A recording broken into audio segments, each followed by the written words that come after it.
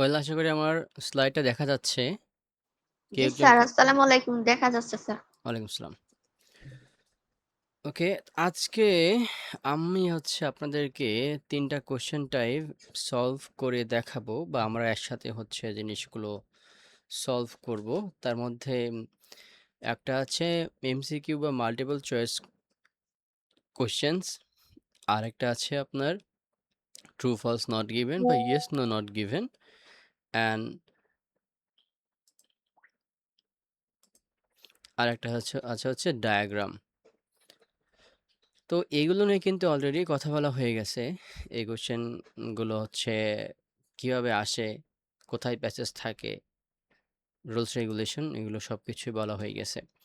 এটা আমি হয়তো আগে একটা কথা বলছিলাম যে আইএলসে আপনার ধরেন যে রিডিংয়ের 3টা সেকশন থাকে এবং প্রথম থেকে শেষ দিকে গিয়ে কোশ্চেনগুলো আরও অনেক কঠিন হয়ে যায়।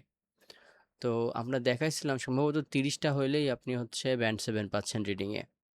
তো সেক্ষেত্রে প্রথম দিকের কোশ্চেনগুলো সলভ করা যেহেতু সহজ, সেজন্য প্রথম দিকের কোশ্চেনগুলো চেষ্টা করবেন ভালো করে করার জন্য বা ভালো মার্ক পাওয়ার জন্য সেখানে। কারণ শেষের দিকে এমনিতেই খুবই কমপ্লেক্স প্যারাগ্রাফ দেবে, কমপ্লেক্স এসে দিবে, যেটা থেকে ফুল মার্কস পাওয়াটা একটু টাফ হয়ে যায়। একটু টাফ, তবে প্র্যাকটিসে অনেক কিছু ডিপেন্ড করে। ওকে, তো এটা রিয়েলিটি বললাম আপনাদেরকে আমি আর কি। তো এমসিকিউ বা মাল্টিপল চয়েস কোশ্চেনের মধ্যে ধরেন যে আপনার প্যাসেজ তো থাকবেই। প্যাসেজের মধ্যে প্যাসেজের কোনো একটা তথ্য, স্পেসিফিক তথ্য না হইলেও যে ওই জিনিসটা ইনডিরেক্টলি কী বুঝাইছে, বা ধরেন যে প্যাসেজে আপনার অনেকগুলো কথাবার্তা বলা আছে, তো অনেকগুলো কথাবার্তার মূলে ওইখানকার সারাংশটা কী, এইটা কোশ্চেন। এবং লাস্ট আপনার অপশনের মধ্যে সারাংশগুলো বা এই অ্যাঙ্গেলটা বা এই পার্সপেক্টিভটা বিভিন্ন দিকে থাকে। মানে সরাসরি এভাবে বলে না যে এই প্যাসেজে এই আহ, এই রিসার্চারের নাম কি, এরকম সহজ সহজ এমসিকিউ আসে না। যেটা বললাম যে হয়তো সারাংশ থাকতে পারে বা এই বিষয়ে তার কি মত ছিল বা এটা বুঝে এটা পড়ে কি বোঝা যায়, এই টাইপের কোশ্চেনগুলো আপনার এমসিকিউ এর মধ্যে থাকে। মানে মোটামুটি কমপ্লেক্সই হবে, অতটা সহজ এটার মতো অন্তত হবে না। And true false not given নিয়ে আমি আগেও আলোচনা করছি। মোনাবু বলেন তো কখন ট্রু হবে? স্যার, আমরা মানে আসল তথ্যটা খোঁজার জন্য প্যাসেজের ভিতরে আমরা পাবো, ওই যেটা আমরা খুঁজতেছি ওইটাই সরাসরি পাবো। হ্যাঁ, সরাসরি ওইটাই বলা আছে, স্পষ্টভাবে বলা আছে। ঠিক আছে। স্যার, ফারাজ জানেন আপু বলেন তো নট গিভেন কখন হয়? স্যার, যখন প্যাসেজের সাথে আর কোশ্চেনের সাথে আর কি কোনো মিল নাই, আর কি প্যাসেজে ওই শব্দ ওই সেন্টেন্স নাই, তখন নট গিভেন ব্যবহার করব। ওই সেন্টেন্স নাই, ইভেন ওই পার্সপেক্টিভ নিয়ে কোনো কথাই বলা হয় নাই। ধরেন যে আপনার প্যাসেজের মধ্যে আছে যে একটা প্রাণী সম্পর্কে, যে ওই প্রাণীর খাদ্যাভ্যাস নিয়ে আছে, ওই প্রাণী কিভাবে ঘুমায় এটা নিয়ে আছে, ওই প্রাণীর বংশবৃদ্ধি সম্পর্কে আছে, এগুলো আছে। কিন্তু ওই প্রাণীর কিভাবে মারা যায় এটা সম্পর্কে কিছুই বলা নাই, কিন্তু তথ্য আছে এরকম। সুতরাং ওইটা তো বলাই নাই এবং ওই পার্সপেক্টিভের ধারে কাছ দিয়েও যায় নাই, ওইটা সম্পর্কে কোনো তথ্যই বলা হয় নাই। ওকে, এইগুলো ক্ষেত্রে সাধারণত আপনার নট গিভেন হয়ে থাকে। অ্যান্ড ডায়াগ্রাম যেটা বলছিলাম যে এখানে ডায়াগ্রামের ইমেজ থাকবে এবং এরকম ইন্ডিকেট দিয়ে বলতে পারি যে এই জায়গায় কি করা হয়েছে, এটা কি। অ্যান্ড এখানে প্যাসেজে আপনার ডায়াগ্রামটাকে এক্সপ্লেন করবে, কিছু হিস্টোরিক্যাল তথ্য দেওয়া থাকতে পারে বা ইন ডিটেল এক্সপ্লেন করতে পারে এরা। যাই হোক, তো আমি আজকে আমাদের যেটা নিয়ে দেখাতে চাচ্ছিলাম সেটা দেখানোর চেষ্টা করি এখানে। এখান থেকে আপনাদেরকে আমি কি দেখাচ্ছি, এটা ট্রু ফলস নট গিভেন সম্ভবত। হ্যাঁ, ট্রু ফলস নট গিভেনটা দেখানোর চেষ্টা করি। দেখেন, এইটা একটা প্যাসেজ, এটা সম্ভবত পার্ট 1। হ্যাঁ, পার্ট 1 এটা, মানে আমাদের এখানকার কোশ্চেনগুলো মোটামুটি ইজি হবে। অ্যান্ড এইটা আমাদের কোশ্চেন 7 থেকে 13, true false not given.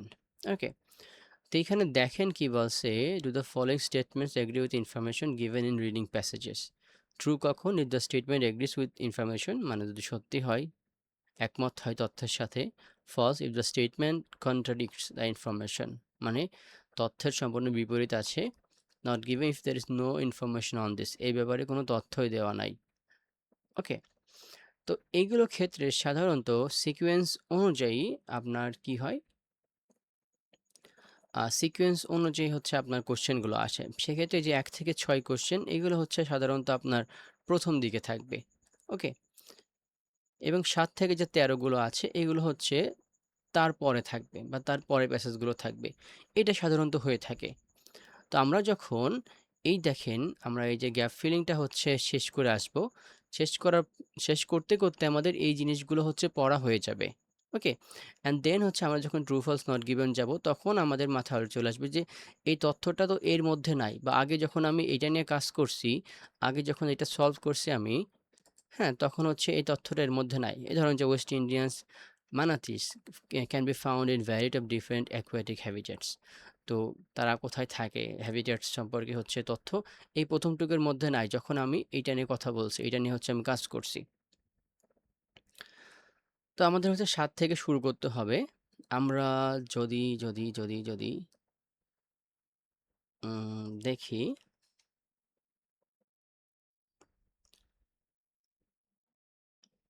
Most probably এই জিনিসটা হচ্ছে আপনার এখান থেকে শুরু হয়েছে। দেখেন আপনারা হচ্ছে এটা এখানে কোনো ভ্রান্ত ধারণার মধ্যে আমি নিয়ে যেতে চাচ্ছি না। যেটা বললাম যে আগের অংশটুকু হচ্ছে আপনার এটার মধ্যে আছে, অ্যান্ড আমরা যখন ফুল সেট আপনাদেরকে সলভ করাবো তখনও সেটা আপনারা ভালো করে বুঝতে পারবেন।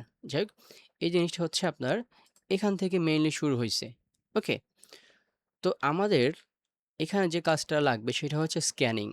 স্ক্যানিং জিনিসটা কি বলতে পারবেন রুশাদ শারমিন সাদিয়া?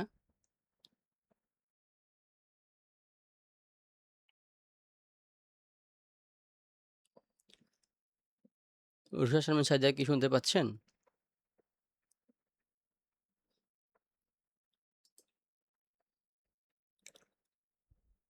আচ্ছা, ওনাকে আমরা শুনতে পাচ্ছি না। যাই হোক, স্ক্যানিং নিয়ে যেটা বলছিলাম, স্ক্যানিং হচ্ছে আমাদের কিওয়ার্ড ম্যাচ করানো।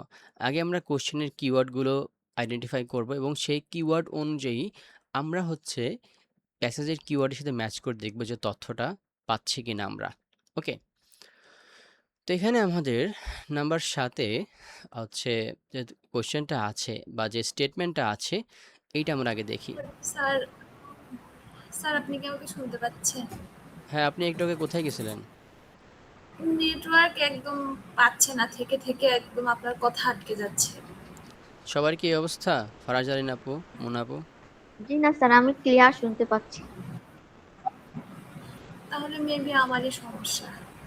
আচ্ছা স্যার।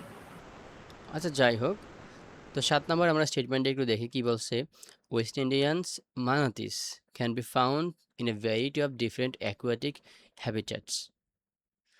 তো এখান থেকে মুনাফু বলেন তো এখান থেকে মানে কোন কোন ওয়ার্ডগুলো মার্ক করা যাইতে পারে, কিওয়ার্ড মার্ক করা যাইতে পারে এই লাইনটার মধ্যে?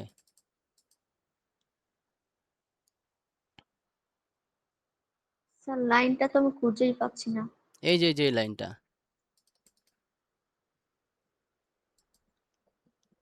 7 নাম্বার,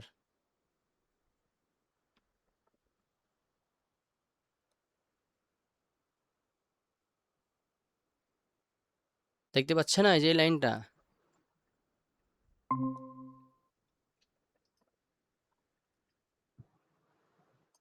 আচ্ছা, ফারাজান আপু বলতে পারবেন?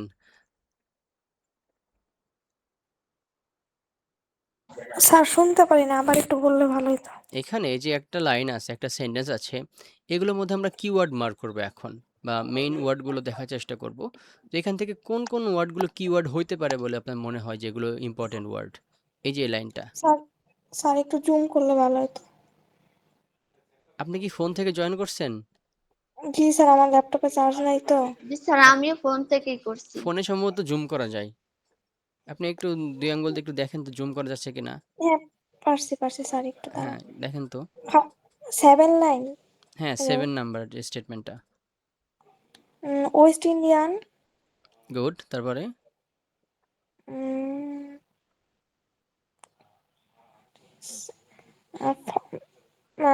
ফাউন্ড, ফাউন্ড, হ্যাঁ। ভ্যারাইটি, হুম। আর ডিফারেন্ট অ্যাকোয়াটিক হ্যাবিটস। হ্যাবিটেটস, ওকে, সুন্দর, অনেক ভালো বলছেন আপনি। তো কিওয়ার্ড মার্ক করার ক্ষেত্রে আমরা খেয়াল করব যে যেগুলো ইম্পর্ট্যান্ট, যেগুলো সাধারণত প্যাসেজের মধ্যে গিয়েও চেঞ্জ হয় না বা হওয়ার সম্ভাবনা কম, বা যেগুলো হচ্ছে মেইন ভার্ব বা মেইন তথ্য দিচ্ছে যেগুলো, সেগুলো হচ্ছে আমরা মার্ক করার চেষ্টা করব। দেখেন এখান থেকে আমরা ওয়েস্ট ইন্ডিয়ান এটা মার্ক করতে পারি, ওয়েস্ট ইন্ডিয়ান মানাতি এটাও মার্ক করতে পারি, কিন্তু যেহেতু এখানে আপনার হচ্ছে এই মানাতি নিয়ে কথাটা বলছে, সেহেতু এটা খুবই কমন একটা ওয়ার্ড এখানে। ওকে, ক্যান বি ফাউন্ড ইন, আচ্ছা ফাউন্ডটা আমরা হচ্ছে করলাম, মানে পাওয়া যায় ইন ভ্যারাইটি অফ ডিফারেন্ট, ভ্যারাইটিটা করলাম, ভ্যারি মানে বিভিন্ন জায়গায়, different aquatic habitats, different aquatic habitats এইটাও করলাম। তো ফারাজ জানিনা খুব সুন্দর মার্ক করতে পারছেন। তারপর যদি আমরা এখান থেকে দুই একটা বাদ দিতে চাই, তাহলে আমরা ভ্যারাইটি বাদ দিতে পারি, যেহেতু ডিফারেন্টের কথাটা বলছে, এটা বাদ দেওয়া যেতে পারে। ওকে ফাইন, তো এগুলো এনাফ আমার মতে। তো আমরা বলছিলাম যে এইটা সম্ভবত এখান থেকে শুরু হয়েছে, বিকজ আমি আগে এই জিনিসটা সলভ করে আসছি। তো আপনারা যখন ফুল সেট করবেন তখন আপনারা বুঝতে পারেন যে এই স্টেটমেন্টটা হচ্ছে কোথা থেকে আসছে। তো আমরা একটু পড়ার চেষ্টা করি। মানাতিস আর ফুলি অ্যাকোয়াটিক বার্ডস দা, আমরা এগুলো হচ্ছে আগে দেখার চেষ্টা করব। When the wake typically sleep, তাদের স্লিপিং নিয়ে বলছে। ওকে, এখানে ওভারঅল মানাতি নিয়ে বলতেছে, কিন্তু ওয়েস্ট ইন্ডিয়ান মানাতিস নিয়ে সেরকম কিছু বলে নাই। ওকে, এখানে দেখেন ওয়েস্ট ইন্ডিয়ান মানাতি এটা এখান থেকে শুরু হয়েছে। রিচেস মেট্রোস লং ওয়েট সম্পর্কে বলছে, ফ্রেশ। ওকে, টু সাবস্পিসিস, সাবস্পিসিস মানে কিন্তু ওদের একটা জাত বলা যেতে পারে, মানে ভিন্ন জাতের। ওকে, Atlantean manatee found in waters from the Bahamas to Brazil. তাহলে ওয়েস্ট ইন্ডিয়ান ম্যানাতিস টু, এই দেখেন ওয়েস্ট ইন্ডিয়ান ম্যানাতির মধ্যেই এটা এখান থেকে কি অ্যান্টিলিয়ান মানাতি আছে, যেটা পাওয়া যায় ব্রাহ্মা থেকে ব্রাজিল। আর একটা আছে ওয়ারাস, মানে অন্যদিকে ফ্লোরিডা মানাতি, আর এক ধরনের মানাতি। কিভাবে মার্কেট হচ্ছে না কেন, হাইলাইট। ওকে, তো দেখেন ওয়েস্ট ইন্ডিয়ান মানাতির মধ্যে দুই ধরনের মানাতি আছে, একটা হচ্ছে অ্যান্টিলিয়ান মানাতি, যেটা হচ্ছে ব্রাহ্মা থেকে ব্রাজিলের মধ্যে পাওয়া যায়, আর একটা হচ্ছে ফ্লোরিডা মানাতি, যেটা হচ্ছে ইউএস ওয়াটারে পাওয়া যায়। Some individuals have been recorded in Bahamas, যদি কিছু কিছু ব্রাহ্মাতেও আছে। ওকে, তো এখান থেকে আমার মনে হয় এইটুকুই এনাফ আমাদের জন্য, কারণ এখানে আমাদের বলছে যে variety of different aquatic habitats, মানে ওরা হচ্ছে বিভিন্ন হ্যাবিটেটস, বিভিন্ন জায়গায় এরা বসবাস করে। Variety of aquatic habitats, aquatic সম্ভবত মনে হচ্ছে জলজ হ্যাবিটেটস আর কি, মানাটি সম্ভবত জলজ বা পানির মধ্যেই বসবাস করে মোস্ট অফ দ্য টাইম। ওকে, তো আমরা এইটা দেখে বুঝতে পারতেছি যে এখানকার ওদের ভ্যারাইটি আছে, ওদের জাত আছে, ওয়েস্ট ইন্ডিয়ার মধ্যে জাত আছে, এবং তারা হচ্ছে এই যে ব্রাহ্মা থেকে ব্রাজিল, মানে এই জায়গার মধ্যে বাহামাস থেকে ব্রাজিল, বুঝতে পারছেন যে একটা দুইটা দেশের কথা বলতেছে, বা দুইটা দেশের মধ্যে আরও বিভিন্ন দেশও থাকতে পারে, আবার ইউএস ওয়াটারের কথা বলতেছে, ইউএসএ তো থাকে, তো ওরা হচ্ছে ডিফারেন্ট অ্যাকোয়াটিক হ্যাবিটেটসের মধ্যে থাকতে পারে। ঠিক আছে, তো আমরা এই জিনিসটাকে ট্রু হিসেবে নিচ্ছি। মোনাফুকে বুঝতে পারছেন? জি স্যার, এখন বুঝতে পারছি। ওকে ফাইন, তো এবার আসি, the Florida manatee lives in warmer waters than Antillean manatee. Okay, তো রুশা শর্মার সাথে শুনতে পাচ্ছেন এখন? জি স্যার, শুনতে পাচ্ছি। আপনি একটু জুম করে একটু বলেন তো এখানে আসলে কোন কোন জিনিসগুলো কিওয়ার্ডগুলো মার্ক করা যেতে পারে? Florida manatee, hmm. Antillean manatee, hmm. Warmer water. Good, তাহলে এখানে আমাদের দুই ধরনের মানাতি নিয়ে যেখানে কথা বলতেছে বা আশেপাশে একসাথে কথা বলছে এরা দেখতে হবে, এবং ওয়াটার নিয়েও কথা বলা হয়েছে, এগুলো নিয়ে দেখতে হবে। তো আমরা দেখি এখানে কিন্তু অলরেডি অ্যান্টিলিয়ান ম্যানাতি অ্যান্ড ফ্লোরিডা ম্যানাতি নিয়ে কথা বলা হয়ে গেছে। ওকে, তো আমাদের এখানে দেখতে হবে যে লিভস ইন মানে বসবাস করা নিয়ে তাদের কোথায় বলা হয়েছে এবং এই দুইটা নিয়ে আলোচনা করা হয়েছে। ওকে, ওয়ার্মার ওয়াটার্স কথা বলছে। যাই হোক, এখানে প্রথমে বলছে যে ওরা ব্রাহ্মা থেকে ব্রাজিলে থাকে, Antillean manatee, Florida manatee US water থাকে, যদিও কিছু কিছু হচ্ছে বাহামাদেস থাকতে পারে। In winter Florida manatee is typically restricted to Florida, মানে ফ্লোরিডা মানাতে হচ্ছে আপনার ফ্লোরিডাতেই থাকে সম্ভবত, শুধুমাত্র ইউএস এর মধ্যে, অন্য কোনো জায়গায় যায় না। ওকে, when the ambient water temperature drops below 20 degree Celsius, 20 degree Celsius এর নিচে যায়, তখন it takes refuge in naturally and artificially warmed water such as the warm water outfalls from power plants. তো কি করে যে যখন আপনার ওয়াটার টেম্পারেচার 20 ডিগ্রি সেলসিয়াস নিচে যায়, তখন এরা হচ্ছে ন্যাচারালি ওরা কি করে সম্ভবত শিফট করে, অ্যান্ড ওরা হচ্ছে আর্টিফিশিয়ালি ওয়ার্ম ওয়াটার দিকে যায়, মানে যেই ওয়াটারটা হচ্ছে আপনার প্রাকৃতিকভাবে ওয়ার্ম না, যেটা হয়তো ভিন্ন উপায়ে গরম করা হয়েছে, যেরকম পাওয়ার প্ল্যান্টসের ওয়াটারগুলো সেরকম বলা হয়েছে warm water outfalls from power plant থেকে যে সকল পানি বের হয় সেই সকল জায়গার কাছাকাছি ওরা হচ্ছে থাকে। ওকে, তো এখন আমরা আরেকটু চোখ বুলাই নেব যে আরও নিচে ফ্লোরিডা মালাতি অ্যান্ড অ্যান্টিলিয়ান মালাতি নিয়ে কথা বলা হয়েছে কিনা। না, আর সেরকম কথা বলা হয় না। আমাদের হচ্ছে এখানে অ্যান্টিলিয়ান মানাতি এবং ফ্লোরিডা মানাতি কোথায় থাকে এটা বলছে, এবং বলছে যে ফ্লোরিডা মানাতি হচ্ছে আপনার ফ্লোরিডাতে থাকে, এবং যখন টেম্পারেচার কমে যায় তখন হচ্ছে ওরা ন্যাচারালি এবং আর্টিফিশিয়ালি ওয়ার্ম ওয়াটার দিকে যায়। ওকে, ফ্লোরিডা মানাতি সাচ এখান থেকে ওইখানে। এখানে একটা জিনিস আপনাদের খুব ভালো করে বুঝতে হবে, খেয়াল করেন সবাই। এখানে শুধুমাত্র ফ্লোরিডা মানাতি সম্পর্কে বলা হয়েছে যে ফ্লোরিডা মানাতি হচ্ছে ফ্লোরিডাতে থাকে বেশিরভাগ সময়। ওকে, কিন্তু যখন আপনার হয়ে যায়, কি বলে যে তাপমাত্রা কমে যায়, তখন হচ্ছে এরা গরম পানির দিকে যায়। কিন্তু এখানে কোথাও বলা হয় না যে এই যে অ্যান্টিলিয়ান মানাতির চেয়ে এরা হচ্ছে গরম জায়গা পছন্দ করে, এরকম কিছু কি বলা হয়েছে, মানে তুলনা করা হয়েছে?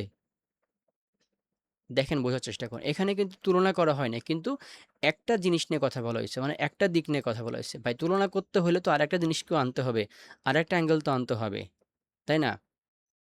মানে বোঝার চেষ্টা করেন, ধরেন যে আমি আর আমার বন্ধু, আমি আমার কথাই বললো শুধু আমি বিরিয়ানি খাইতে পছন্দ করি, কিন্তু আমার বন্ধু সম্পর্কে কিছুই বললো না, বন্ধু খায় কি না খায় এটা সম্পর্কে কোনো কথাই বললো না, তাহলে তুলনাটা হবে বিরিয়ানির সম্পর্কে?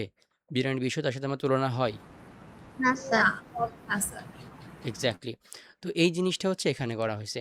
তো সুতরাং এখানে এই দুইটার মধ্যে মানে ওয়ার্মার ওয়াটারে বসবাস করা নিয়ে কোনো কিছু বলা হয় নাই। হ্যাঁ, ফ্লোরিডা মানাতে যে ওয়ার্মার ওয়াটার বসবাস করে এই কথাটা বলা হয়েছে, কিন্তু অ্যান্টিলিয়ান মানাতে কি বসবাস করে কি করে না, কেমন জায়গায় বসবাস করে কি করে না, সে তুলনা করার স্কোপটা আমাদের নাই। ওকে, তো এই জায়গায় হচ্ছে ট্রিক্সটা খাটায় ওরা, ঠিক আছে? এখানে আপনার ফ্লোরিডা মানাতির বসবাস করা নিয়ে কথা বলছে, কিন্তু অ্যান্টিলিয়ান মানাতির সম্পর্কে সেরকম কিছু বলা নাই। সুতরাং এটা আমরা হচ্ছে নট গিভেন দিচ্ছি। আসুন এবার আমরা হচ্ছে 9 নাম্বারটা দেখার চেষ্টা করি। African manatees range is limited to coastal waters between the West African countries to Mauritania and Angola.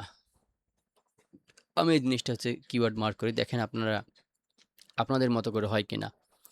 African manatee আমি হচ্ছে নেব, রেঞ্জ ইজ লিমিটেড, রেঞ্জ মানে বসবাস আর কি, লিমিটেড টু কোস্টাল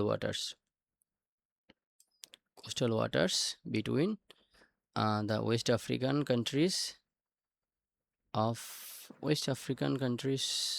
আচ্ছা, দুইটা ওয়েস্ট আফ্রিকান কান্ট্রি নিয়ে বলছে, যেহেতু আমরা শুধুমাত্র কান্ট্রি দুইটাকেই মার্ক করি এখানে। ওকে, আপনারা চাইলে আরও এই যে ওয়েস্ট আফ্রিকান জিনিসটা মার্ক করতে পারেন, রেঞ্জ জিনিসটা মার্ক করতে পারেন, এগুলো মোটামুটি ইম্পর্টেন্ট। ওকে, তো এখন দেখতে হবে আফ্রিকান মানাতি সম্পর্কে কোথায় কথা বলছে। দেখেন, এই প্যাসেজে আমরা দুইটা পাই গেছি অলরেডি, ঠিক আছে? এর মধ্যে আরও থাকতে পারে, আমরা একটু চোখ বুলাই নেবো দরকার, সমস্যা কি? যেহেতু অলরেডি পড়া হয়ে গেছে, এখানে আফ্রিকান মানাতি নিয়ে কিছু বলা নেই, কারণ আমরা অলরেডি পড়ে ফেলছি। তো আমরা নিচের দিকে যাব এবং দেখবেন যে সিকোয়েন্স যেটা মেনটেন করে, সিকোয়েন্স মানে হচ্ছে একটা অর্ডার মেনটেন করে, মানে একটা তথ্য তার পরে তথ্য মানে একটা তথ্যের পরে নেক্সট কোয়েশ্চেনের তথ্য তার পরের প্যাসেজ বা পরের লাইনে থাকে, এরকম হয়ে থাকে। তো আমাদের এটাই পড়া হয়ে গেছে, আমরা আগে যেহেতু পড়ছি বুঝতে পারছি আফ্রিকান মানাতি সম্পর্কে এখানে কোনো কথা বলা নাই। এই দেখেন, এখান থেকে আফ্রিকান মানাতিকে ইন্ট্রোডিউস তারা করছে।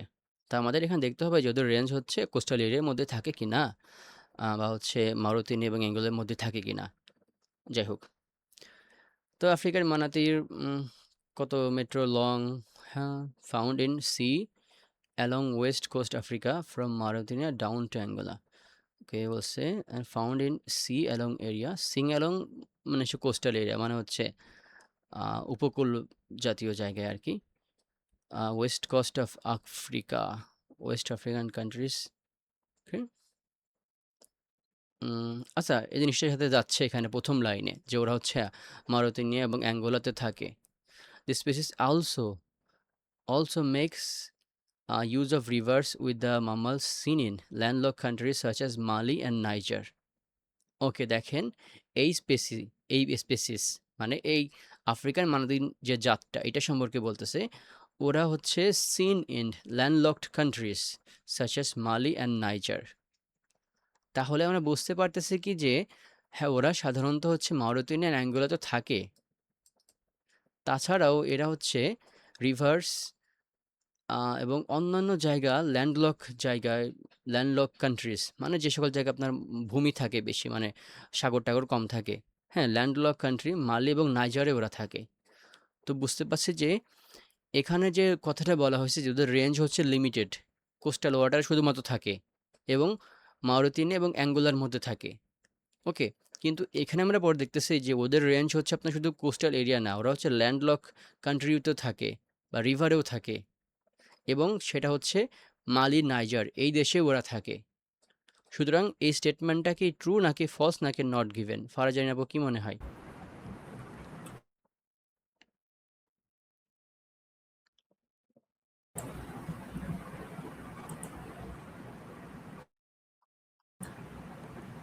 ফারাজান আপু কিছু বলতেছেন? আমরা তো শুনছি না। স্যার আমি ট্রাই করব। হ্যাঁ, আপনি বলেন। ফলস। হ্যাঁ, ফলস হবে। মুনাফা বোঝার চেষ্টা করেন, কারণ এখানে বলছে ওদের রেঞ্জ হচ্ছে লিমিটেড, ওরা হচ্ছে একটা নির্দিষ্ট জায়গার মধ্যেই থাকে। কিন্তু এখানে আমরা দেখতেছি না, ওরা নির্দিষ্ট জায়গার মধ্যে থাকে না, ওরা হচ্ছে আরও বিভিন্ন জায়গায় থাকে। ওকে, তো তাদের রেঞ্জে লিমিটেড না, বা রেঞ্জে আনলিমিটেড বা লিমিটেড চেয়ে বেশি, এই জিনিসটা হচ্ছে এখানে ভুল প্রমাণিত হচ্ছে। এই জন্য এই জিনিসটা হচ্ছে আমাদের ফলস হচ্ছে। ওকে, এই জিনিসটা নট গিভেন কখন হতো? যখন হচ্ছে এই সম্পর্কে কোনো তথ্যই বলা না হতো, বা তারা যে কোথায় থাকে এরা সম্পর্কে কোনো তথ্যই না বলা থাকতো, তাইলে হচ্ছে এই জিনিসটা নট গিভেন হইতো। কিন্তু যেহেতু বলছে যে রেঞ্জটা লিমিটেড, কিন্তু এখানে দেখছি যে না, এই কথাটা মিথ্যা।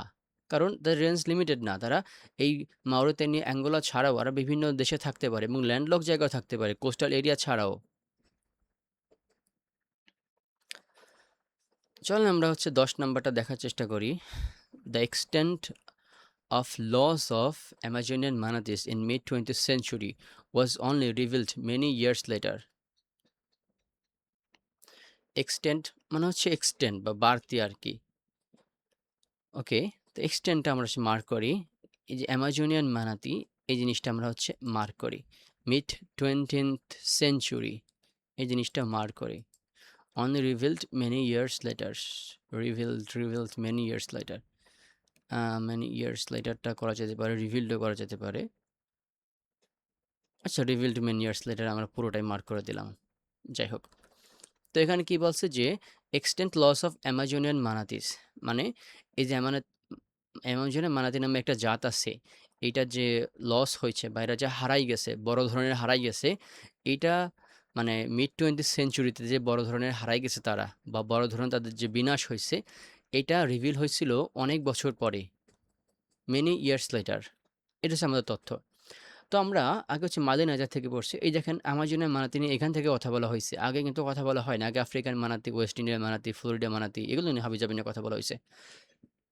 তো দেখার চেষ্টা করি আমরা। The Amazonian manatee, smallest species, though it's still a big animal, it grows to about কত মিটার লং, কত কিলোগ্রামস, এগুলো বলা হয়েছে। Manatees favor calm, shallow waters above এত degree Celsius, found in fresh water, Amazon, Brazil, okay, Colombia, Ecuador, Peru. Okay, এদের সম্পর্কে আরও তথ্য দিয়েছে, কিন্তু এরা হচ্ছে মিড 20th সেঞ্চুরি নিয়ে কোনো কথা বলা হয় নাই, বা তারা যে হারাই গেছে সেটা নিয়েও সেরকম কিছু বলা হয় না। আমরা আরেকটু পরে দেখি।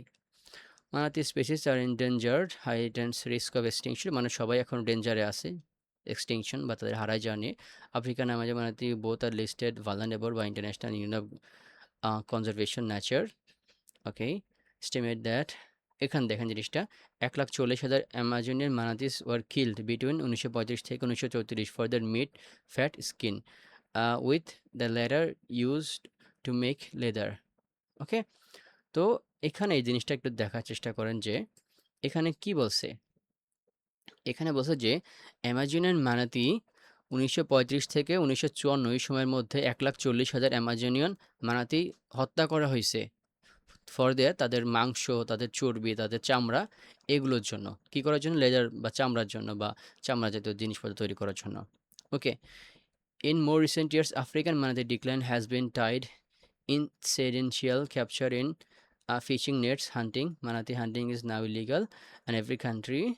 ওকে, তো এখানে আমরা যদি এই প্রথম জিনিসটা দেখি ভাই, যে মিড 20th সেঞ্চুরিতে হ্যাঁ এরা হচ্ছে মারা গেছে, অনেক লস হয়েছে এদের, কিন্তু বলছে কি was only revealed many years later, কিন্তু তারা তাদের যে এই মারা যাওয়ার ব্যাপারটা যে অনেক বছর পরে রিভিল হয়েছে। হ্যাঁ, এই জিনিসটা আমরা এখানে পাচ্ছি না। এই জিনিসটা বলছে কি ইন মোর রিসেন্ট ইয়ার্স, আরও অনেক বছর পরে African manatee decline has died incidental capture in fishing nets hunting, হবে যায় বিভিন্ন কথা বলছে, কিন্তু তারা মারা গেছে ঠিক আছে, এবং ঠিক আছে, কিন্তু রিভিলড মেনি ইয়ার্স লেটার, এই জিনিসটা যে অনেক বছর পরে রিভিল হয়েছে এইটা সম্পর্কে কোনো তথ্য দেওয়া নাই এখানে। তথ্য আছে কতটুকু? হ্যাঁ, তারা অনেক সংখ্যক এখানে মারা গেছে, তাদের এক্সটেন্ট লস হয়েছে, 1,40,000 মারা গেছে, আমরা মানতেছি, কিন্তু তাদের যে রিভিল হয়েছে মেনি ইয়ার্স লেটার এইটা কিন্তু বলা হয় নাই।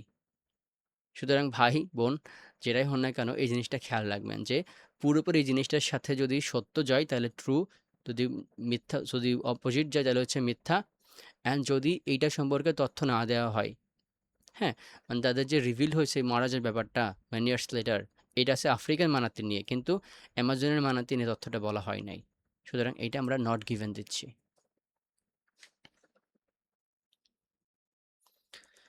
আসেন আমরা দেখি কি বলছে 11 নম্বরে। It is predicted that West Indian manatee population will fall in coming decades. সোজা একটা জিনিস যে এটা প্রেডিক্ট করা হচ্ছে, এটা হচ্ছে একটা সম্ভাবনা দেখানো হচ্ছে যে, প্রেডিক্টেডটা আমি মার্ক করলাম, ওয়েস্ট ইন্ডিয়ান মানাতিটা মার্ক করলাম, পপুলেশন উইল ফল ইন, ফল মানে হচ্ছে কমেছে, আমরা রাইজিং টাস 1-এ দেখছিলাম গ্রাফের মধ্যে, কামিং ডিকেটস বা নেক্সট ডিকেটে হচ্ছে মারা যেতে পারে।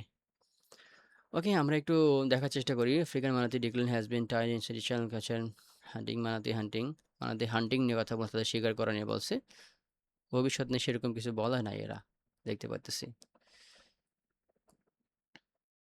ওকে, দেখেন সুন্দর জিনিসটা বলছে, two subspecies of West Indian manatee are listed at endangered by IUCN.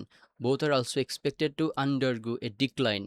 ফল আর ডিক্লাইন কিন্তু একই জিনিস, আপনাদেরকে আমি দেখাচ্ছিলাম রাজনীতি ঘোষণে 20%, তারা হচ্ছে 20% মারা যেতে পারে ওভার নেক্সট 40 ইয়ার্স। এই জিনিসটা আমাদের কাছে এনাফ, আর কিছু লাগবে না।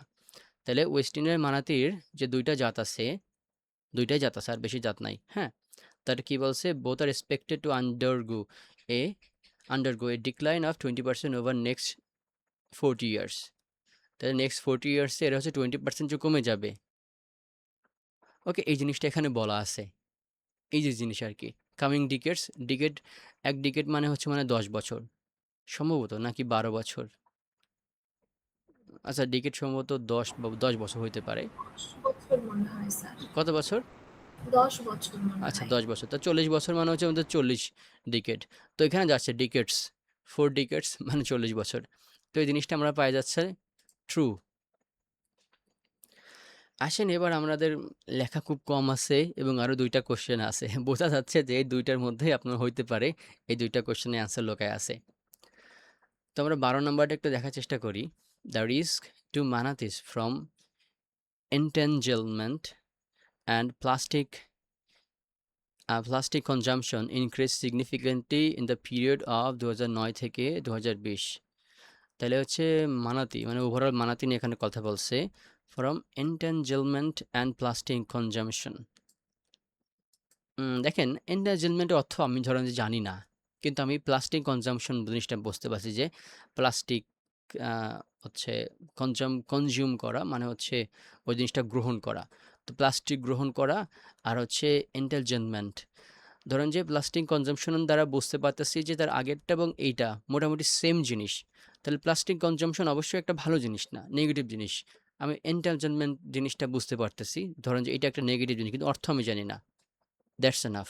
যাই হোক, ইনক্রিজড সিগনিফিকেন্টলি বৃদ্ধি পাইছে পিরিয়ড কত 2009 থেকে 2020। দেখি এখানে কি আছে।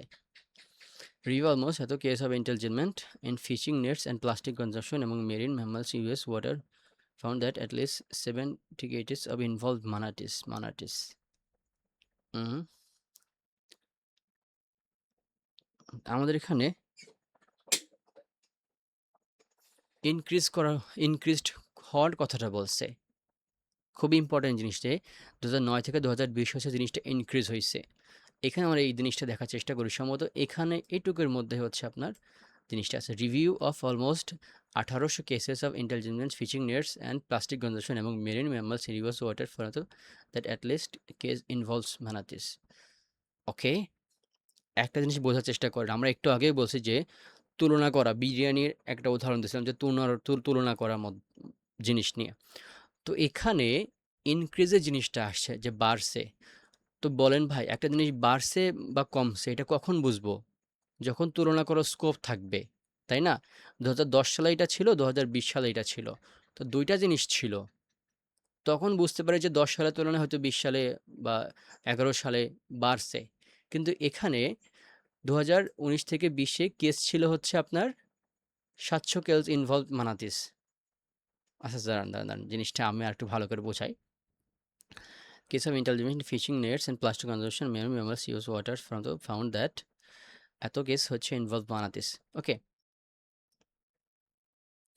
তো মোট 1800 কেসের মধ্যে 2009 থেকে 2020-এর মধ্যে মানাতে রিলেটেড কেস ছিল হচ্ছে 700টা, যেটা বলছিলাম।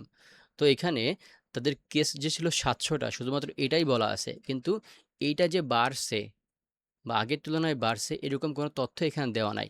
এই দেখছেন যে 1800 কেস না, এই 1800 কেস মধ্যে আপনার বিভিন্ন কেস আছে, মানাতে রিলেটেড ছাড়াও সব মিলে কেস আছে। তো এই 1800-র মধ্যে 700 কেস হচ্ছে আপনার মানাতি, এই তথ্যটা আপনাকে দেওয়া আছে।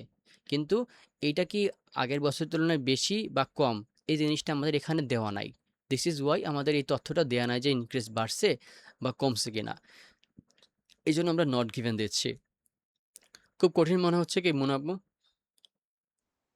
স্যার কিছু কিছু সহজ মনে হচ্ছে এখন। এরকম এক্সপ্লেনগুলো তো সহজ মনে হবে, কিন্তু আমাদেরকে এই ট্রিক্সগুলো বুঝতে হবে। আপনার চোখ যায় প্রথমে 1800, পরে যাবে হচ্ছে 700, মনে হবে যে হাই হাই তাহলে তো 1800 প্রথমে পাইছে, তাহলে মনে হয় বাড়ছে জিনিসটা। কিন্তু একটু পরে যখন বুঝবেন যে 1800 কেস হচ্ছে সব বিষয়ে, মানে এন্টারটেনমেন্ট অ্যান্ড প্লাস্টিক কনজাম্পশন এই রিলেটেড সব কেস হচ্ছে 1800, কিন্তু মানাতি আছে তার মধ্যে কয়টা? মাত্র 700টা ইনভলভ মানাতিস। যাই হোক, আমরা এখন 13 নম্বরের দিকে যাই। There is some legislation in place which aims to reduce likelihood of boat strikes on manatees in Florida. Legislation মানে হচ্ছে আইন, রিডিউস এইমস জিনিসটা দেওয়ার চেষ্টা করি, রিডিউস তো দেওয়ার চেষ্টা করি likelihood of boat strikes on manatees, boat স্ট্রাইকটা দেওয়ার চেষ্টা করি ইন ফ্লোরিডা, এটা ইম্পর্টেন্ট জিনিস। The chief cause death of Florida manatees boat strikes, মানে এই যে নৌকা টোকা চলে এটার জন্য হচ্ছে মানাতি মারা যায়। ওকে, however law in certain parts of Florida now limit boat speed during winter, allowing slow moving manatees more time to respond. ওকে, তো এখানে কি বলছে, reduce likelihood of boat strikes, মানে বোট চলাচলের যে প্রাণ, লাইকলিহুড সম্ভবত অর্থটা আমি ভালো করে বুঝতে বা বোঝাতে পারছি না, বা ওদের সক্ষমতা টাইপের কিছু একটা। তো ওদের সক্ষমতাটা হচ্ছে কমাইছে কোনো একটা আইন দিয়ে। ওকে, সেটা হচ্ছে ফ্লোরিডাতে এই জিনিসটা। তো আমি এটা পড়ার চেষ্টা করি, এখানে ল নেই বলা হয়েছে, রেজিস্ট্রেশনের জায়গায় ল আসছে। However, laws in certain parts of Florida now limit boat speeds during winter, allowing slow moving manatees more time to respond. তো বোঝা যাচ্ছে যে সেম জিনিসটাই করছে, ফ্লোরিডাতে হচ্ছে আইন প্রণয়ন করা হয়েছে বোট স্ট্রাইকের উপরে। হ্যাঁ, লিমিট বোট স্পিড মানে বোটসের যে প্রাণ শক্তি এটা কমানো হয়েছে ইন উইন্টার, ডিউরিং উইন্টারে, অ্যালোয়িং some মানে this more time to respond. তো মোটামুটি বোঝা যাচ্ছে যে আসলে এই জিনিসটা ট্রু হচ্ছে, কারণ এই জিনিসটা এখানে করা হয়েছে। যদিও এখানে ডিউরিং উইন্টার আপনাদের মনে হতে পারে যে ভাই উইন্টারের কথা বলতে সারা বছর তো করা হয় নাই, ওকে, কিন্তু এখানে জাস্ট একটা রেজিস্ট্রেশন নিয়ে কথা বলা হয়েছে। রেজিস্ট্রেশন যা আছে বা নাই এটা নিয়ে বলা হয়েছে, রেজিস্ট্রেশনটা কিসের উপর এটা নিয়ে আমাদের বলা হচ্ছে। ওকে, তো এভাবে আসলে আর কত এক্সপ্লেন করা যেতে পারে। আপনাদেরকে একটু সচেতন থাকতে হবে এবং প্রথমে আপনাদেরকে যে এই টাইম জিনিসটা, এটার উপরে আপনারা ফোকাস রাখবেন না। টাইম জিনিসটা আপনারা পরে দেখেন, সমস্যা নাই। অ্যান্ড আমি যেভাবে বোঝানোর চেষ্টা করলাম, এভাবে আপনারা একটু কাইন্ডলি বোঝানোর চেষ্টা করেন। অ্যান্ড আরেকটা জিনিস কি খেয়াল করছেন, এই যে মানাতে মানাতে বলে গেলাম, মানাতে জিনিসটা কি?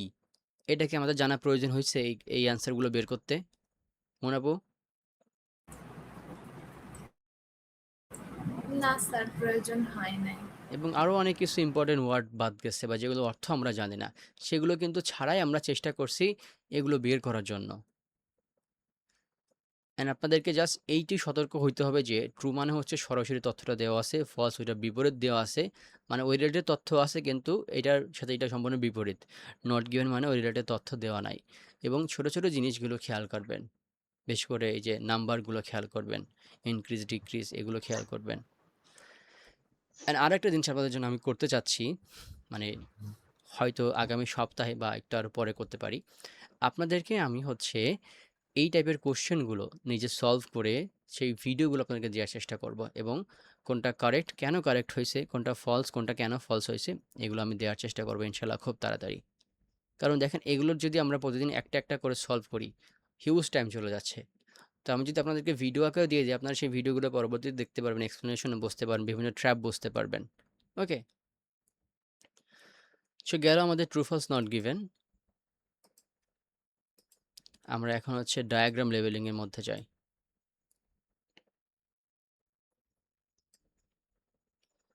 এক মিনিট।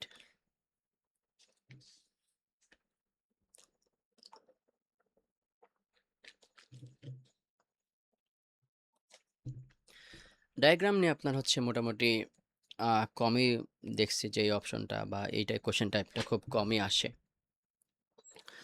তো এইটা হচ্ছে আমাদের ডায়াগ্রাম, মানে কোশ্চেনটা, অ্যান্ড এটা হচ্ছে আমাদের প্যাসেজ।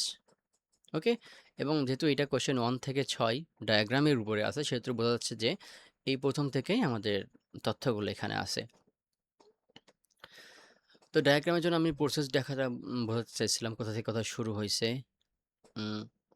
তো দেখেন এখানে আমাদের দুইটা জিনিসের উপর ফোকাস রাখতে হবে।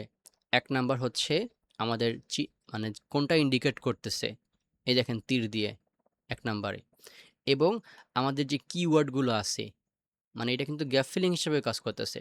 Dash to direct the tunnelling, okay, এইটাও দেখতে হবে যে টু ডিরেক্ট দ্য টানেলিং, এবং এই যে এগুলো ইন্ডিকেট করতেছে বা প্রথম অংশটা, এখানকার প্রথম অংশটা ইন্ডিকেট করতেছে। দেখেন এগুলো হচ্ছে লাঠি লাঠি টাইপের কিছু একটা আছে। ড্যাশ টু ডিরেক্ট টানেলিং, তো ড্যাশ টু ডিরেক্ট টানেলিং, তো এটার আগে হয়তো এমন কিছু আছে যেখানে হচ্ছে ফ্রম জাতীয় কিছু থাকতে পারে, বা একটা জিনিস থেকে, বুঝতে পারছেন? কারণ থেকে হচ্ছে গন্তব্যে যায়, ফ্রম টু মোটামুটি একসাথেই বসে। আমি হয়তো প্রেডিক্টিংয়ের মধ্যে হয়তো বলছিলাম বা বলছিলাম না, জানি না, যাই হোক। তো আমরা একটু দেখার চেষ্টা করি এখান থেকে। The Persian lived in recent years, okay, civilization tunnels provided, এখানে আমাদের হচ্ছে ডিরেক্ট টানেলিং, এই জিনিসটা আমাদের যেহেতু অল্প শব্দ এগুলোই মাথায় রাখবো, এগুলো দেখার চেষ্টা করবো। Introduce tunneling construction consists of placing post over a hill straight to ensure that the tunnel kept its route and digging vertical shaft intervals undergo water removed.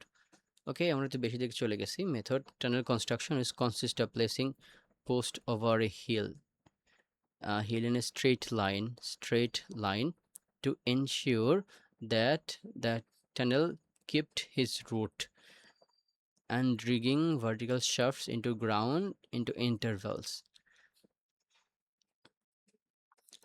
ওকে, আমাদের সম্ভবত এইটার মধ্যেই আমাদের তথ্যটা আসতেছে। টানেল কনস্ট্রাকশনের প্রথম দিকেই যেহেতু consist of placing post over a hill, দেখেন এই যে এটা হচ্ছে হিল, আমাদের পাহাড়। ওকে, তো আমাদের এইগুলো ইন্ডিকেট করতেছে, মানে উপরিভাগে জিনিসটা, উপরিভাগে আমি বলছিলাম যে লাঠি জাতীয় কিছু একটা আছে। তো লাঠি জাতীয় কিছু জিনিসটা কনসিডার প্লেসিং পোস্ট মানে হচ্ছে পোস্ট এর উপরে দেওয়া বা প্লেস করা। তো আমরা বুঝতে পারছি এর উপর এই কি বলে যে হিলের উপরে পোস্ট প্রয়োগ করা বা পোস্ট আমরা কি বলতে পারি এটাকে, মাটির নিচে ঢোকানো, এই টাইপের কিছু, ইন এ স্ট্রেট লাইন বা সোজা লাইনে। তো যেহেতু এখানে পাহাড় আঁকা-বাঁকা, কিন্তু যদি আমরা চেষ্টা করি এখন, একটা নির্দিষ্ট গ্যাপ রেখে রেখে ওরা হচ্ছে যাওয়ার চেষ্টা করছে। তো সোজা লাইন হইতে পারে। To ensure that the tunnel kept his route and then digging.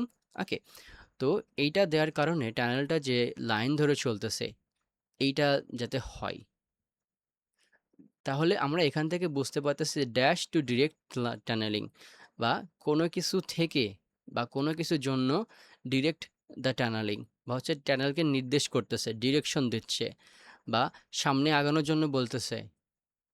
তাহলে এখানে এইগুলো আমাদের ইন্ডিকেট করতেছে হচ্ছে পোস্টস, কারণ পোস্ট হচ্ছে ensure that the tunnel kept his route, মানে রুট যেন মেনে চলে।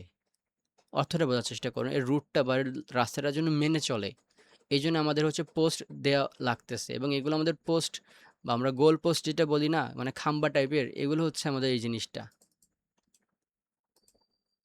আসেন আমরা এটাকে পোস্ট দিয়ে দিই। এবার আসি আমরা 2 নম্বরে, water runs into a dash used by local people. এই যে জিনিসটা দেখেন পাহাড়ের আর একটু নিচে, এগুলো হচ্ছে আপনার ওয়াটার, মানে টানেলের মতো, এগুলো হচ্ছে আপনার ওয়াটার। ওকে, তো এটা ইন্ডিকেট করছে এই ওয়াটারটা runs into a dash, runs into a dash. তো ওয়াটার কিসের মধ্য দিয়ে চলতেছে? Runs into a dash, water এটার মধ্যে চলতেছে, ইউজ বাই লোকাল পিপল। মানে ওয়াটার তো মানে পানি চলাচলের তো একটা পাইপ দরকার হইতে পারে বা একটা রাস্তা দরকার হইতে পারে, সেই জিনিসটা আমাদের এখানে চাচ্ছে। বুঝতে পারছেন মুনাপু? Water runs into a dash, water এটার জি মধ্যে দিয়ে স্যার। চলে, ইউজ বাই লোকাল পিপল। দেখার চেষ্টা করি আমরা কিসের মধ্যে চলে। digging vertical shafts down to the ground of regular intervals, এটা যাচ্ছে না। আন্ডারগ্রাউন্ড ওয়ার্কার্স রিমুভড, 15 মিনিট আছে, যাই হোক। ওকে, লোকাল পিপলের কথা এখানে আছে যেহেতু। Workers removed earth from between ends shaft, creating tunnel. This is the excavated soil and taken up the surface. Digging shaft with also provided ventilation work. Once the tunnel was completed, tell the water from the top down to the canal. ওকে, আমরা পাই গেছি। Human use কি বলেছে, আমার মনে হয় পাইছি। দেখেন আমরা এখান থেকে দেখার চেষ্টা করি এই জিনিসটা কি বলছে। Once the tunnel was complete, টানেলটা যখন কমপ্লিট হয় বা রুটটা যখন কমপ্লিট হয়, allow water flow from top of the hill side, মানে এটা হচ্ছে এই যে কি বলে আপনার হিলের পাহাড়ের উপর দিক থেকে যে ওয়াটারটা চলাচল করে hill side down towards a canal দিয়ে, একটা কানেল ব্যবহার করে, ক্যানাল ব্যবহার করে, which supplied water from human use. এখানে আমরা মাথা খাটাই বলতে পারি, যেহেতু পাইপলাইনের মধ্যে দিয়ে চলে বা একটা ক্যানালের মধ্য দিয়ে চলে, সেই মাধ্যমটা আমরা এখানে পাই গেছি ক্যানেল। এবং দেখেন এই ক্যানেল নিয়ে হয়তো আগেও কথা বলা হইতে পারে। আচ্ছা যাই হোক, আমাদের হচ্ছে ক্যানেলটা দিয়ে চলে, কি বলছে, water to follow from top of hill side down towards a canal, একটা ক্যানেল দিয়ে চলাচল করে, এই জিনিসটা হচ্ছে আমাদের এখানে লাগবে, আর কিছু লাগবে না। দেখেন এখান থেকে আমরা ইমেজ থেকেও কিছু চিন্তা করতে পারি, গ্যাপ ফিলিং থেকেও চিন্তা করতে পারি, এখান থেকে পড়েও চিন্তা করতে পারি, 3টা জায়গা থেকে আমরা চিন্তা করে অ্যান্সারগুলো বের করার চেষ্টা করব। এখন দেখেন 3 নাম্বার ইন্ডিকেট করতেছে এই যে মাঝখানে কিছু গ্যাপ আছে। ওকে, এই গ্যাপটা অ্যান্ড আমরা একটু পড়ার চেষ্টা করি। Vertical shaft to remove earth and for dash, মানে কোনো কিছুর জন্য বলতেছে, ফর ড্যাশ কোনো কিছুর জন্য। আমরা ফর দিয়ে অনেক সেন্টেন্স দেখছি, এবং ফর কখন হয়, যখন কোনো কিছুর জন্য প্রকাশ করা হয় বা কোনো কিছুর কারণেও প্রকাশ করা হয়। ওকে, তো ভার্টিক্যাল শ্যাফট আছে এখানে, আর্থ আছে, এগুলো হচ্ছে মেইনলি আছে, এগুলো আমরা এখান থেকে পড়ার চেষ্টা করব। Supplied water human resource some converts bill Persian, আর কিছু তথ্য দেওয়া আছে এখানে, দেওয়ার চেষ্টা করি। Use qanat method to construct water supply tunnels, agriculture Roman containers constructed vertical shafts. এই ভার্টিক্যাল শ্যাফট জিনিসটা আসছে, ডাগ অ্যাট ইন্টারভেলস বিটুইন এত metre, shaft were equipped hand holds and foot holds to keep those climbing out of them, covered a wooden stone lid. অনেক দূর হয়তো আমরা চলে গেছি, আমরা এখান থেকে পাচ্ছি না সেরকম কিছু। প্লাম্ড রড, ওকে, শ্যাফট রিমেইনস স্লোপ টানেল, যে আমরা হয়তো এখান থেকে এই তথ্যটা পাইতে পারি, দেখার চেষ্টা করি। Digging vertical shaft down to the ground at regular intervals shall keep root underground workers removed earth. এই যে earth জিনিসটা আমরা এখানে পাইলাম, between the end of shafts creating tunnel. Soil using shafts provide ventilation during the work. এই দেখেন আমাদের হচ্ছে আর্থ নিয়ে কথা বলা হয়েছে, এখান থেকে এইটুকুর মধ্যে এই টাইপের তথ্য আছে। Underground workers removed the earth from between, remove করা কথা বলছে কিন্তু এখানে, বিটুইন ইন দ্য শ্যাফটস, মানে এই জিনিসটা এখানে চলে আসছে, ক্রিয়েটিং টানেল তৈরি করে। The এক্সকেভেটেড soil was taken up, এই যে এগুলো কিন্তু মাটি, এই মাটিগুলো হচ্ছে টেকেন আপ মানে তুলে ফেলা হয়েছে। সারফেস ইউজিং দ্য শাফট, এই শাফট ব্যবহার করা হয়েছে, শাফট কোনো একটা যন্ত্রাংশ হতে পারে। Also provided ventilation during the work, ভেন্টিলেশনের জন্য, প্রোভাইডেড ভেন্টিলেশন প্রোভাইড করার জন্য হচ্ছে জিনিসটা করা হয়েছে। ওকে, তো দেখেন এখানে এই জিনিসটাই বলা হয়েছে যে ভার্টিক্যাল শ্যাফটস মানে লম্বালম্বি যে শ্যাফটগুলো আছে এগুলো রিমুভ করা হয়েছে, রিমুভ আর্থ মানে মাটি থেকে এটা হচ্ছে রিমুভ করা হয়েছে। অ্যান্ড ফর কিসের জন্য, প্রোভাইডেড ভেন্টিলেশন দেয় এটা আমাদেরকে। তো এখানে আমরা ভেন্টিলেশনটা আমাদের মোটামুটি কি বলে যে কারেক্ট ওয়ার্ডটা হইতে পারে বলে মনে হইলো আমার কাছে। আসেন আমরা 4 নাম্বার দেখার চেষ্টা করি। Dash made of wood or stone, এবং ইন্ডিকেট করতেছে এই যে গোল অংশটা বা হচ্ছে ঢাকনার মতো একটা অংশটা, dash made of wood or stone, মানে কোনো একটা জিনিস যেটা হচ্ছে আপনার উড কাঠ অথবা স্টোন বা পাথর দিয়ে তৈরি। খুব ইজি একটা জিনিস, তাই না? আমরা একটু দেখার চেষ্টা করি এরকম কিছু আছে কিনা। What is subtle agriculture? Roman containers construct shaft or equipped handholds and footholds to keep those climbing and out of them covered with wooden. এই দেখেন এখানে পাই গেছি, এই লাইনটা আমরা খেয়াল চেষ্টা করি। The shaft were occupied handholds and footholds to help those climbing and out of them, and water covered with, এই যে ওয়াটারটা কভার করা হয়েছে with a wood or stone lead, এই উড আর স্টোন লিড, এই যে লিড এই ছোট্ট জিনিসটা হচ্ছে আমাদের জিনিস, এইটা হচ্ছে আমাদের lead made of wood or stone. দেখেন LID খুব ছোট মনে হচ্ছে, মানে চোখে না পড়ার মতো, কিন্তু বুঝতে পারছি এটা দেখে যে এখানে ছাটার এইখানে ঢাকনাটা হচ্ছে আপনার কি বলা হয়, মেইনলি হচ্ছে এটা আমাদের ফোকাস করতেছে, কিন্তু এটা হচ্ছে covered with a wooden or stone lead. এই জায়গার মধ্যে আমরা এইটুকুর মধ্যে আমরা লিড যে এই জিনিসটার নাম এটা আমরা পেয়ে গেছি। দেখি আমাদের 5 নাম্বারে dash attached to the plumb line. এই দেখেন এই যে এই একটা জিনিসটা না, এটার আগায় যে একটা জিনিস আছে মেইনলি এটা ইন্ডিকেট করতেছে attach to the plumb line. তো এই জিনিসটা হচ্ছে আমাদের 5 নাম্বার আসতেছে। এই জিনিসটা আমরা একটু দেখার চেষ্টা করি এই জিনিসটা সম্পর্কে কোথায় বলছে। অ্যান্ড দেখেন এটার সাথে আপনার এই রড টাইপের আরও কিছু তথ্য থাকতে পারে। প্লাম্ব লাইন হচ্ছে আমাদের এখানকার মেইন কিওয়ার্ড। এই যে Roman hang A plumb line from a rod, আচ্ছা এখান থেকে দেখার চেষ্টা করি। It was shaft and made sure the weight of the end is hang in the center of the shaft. A shaft also used to measure depth and shaft determine the slope of tunnel. Hang a plumb line from a rod. Rod থেকে একটা plum line, এই জিনিসটা হচ্ছে আমাদের plum line. ক্লাসে আসেন তো মুনাবু, সাদিয়া? জি sir, ক্লাসে আছি। একটু বোরিং মনে হচ্ছে তাই না? বোরিং বলতে এত খুঁজতে হচ্ছে, প্লাস জিনিসটা অনেক বেশি ট্রিকি, হ্যাঁ মানে এর আগে tricky। যেটা করলাম ওইটা বেশি সহজ ছিল। আচ্ছা যাই হোক, তো দেখেন এখানে আমাদের এই জিনিসটার আগায় যেটা আছে এটা হচ্ছে আমাদের কথা। Hang a plumb line from a rod placed across the top is shaft and measure the weight at the end of it. এই দেখেন জিনিসটা, the weight at the end of it. তাহলে প্লাম লাইনের কথা বলছে, এই প্লাম লাইনকে indicate করে বলতেছে the weight end of it, মানে এটার শেষের দিকে যে ওয়েটটা থাকে এটা hang in the centre of the shaft, এটার মাঝামাঝি জায়গায় হচ্ছে আপনার এই ওয়েটটা হচ্ছে হ্যাং করা হয়ে থাকে। এই জিনিস, এই কয়েকটা অপশন আমার কাছে ইজি মনে হচ্ছে। তো এটা মাথা যেটা আছে এটার নাম হচ্ছে weight. House hold and food source used for, ছোট একটা জিনিস, হাউস আর ফুড হোল্ড কিসের জন্য ইউজ করা হয়, মানে এই দেখেন সিঁড়ির মতো জিনিস আর কি, সরি হ্যান্ড হোল্ডস, মানে হাতে ধরা ফুট এবং পায়ে ধরার জিনিসগুলো আর কি, কিসের জন্য ইউজ করা হয়, কি মনে হতে পারে, হাতে ধরে পায়ে ধরে এই জিনিসগুলো, মানে হাতে রাখার জায়গা পা রাখার জায়গা, এটা কি জন্য ব্যবহার করা হয়, একটু মানে উপরে ব্রেন। ওঠার জন্য, উপরে এক্স্যাক্টলি, ওঠার জন্য। উপরে ওঠার জন্য হইতে পারে। হ্যাঁ, আমার দেখার চেষ্টা করে আছে নাকি এটা। এখান থেকে ওয়েটের কথা বলছি, plumb lines are also use for music depth and sharp determines slope the kilometre tunnels. Okay okay okay, আমরা হয়তো হাউস আর ফুড সোলসের কথাই এই যে আগে এখান থেকে পড়ে আসছিলাম। দেখেন the shaft are equipped with hand tools for the help those climbing in and out of them were covered with wooden stone lid। দেখেন এই একটা সেন্টেন্সে আমাদের দুইটা চলে আসছে অ্যান্সার।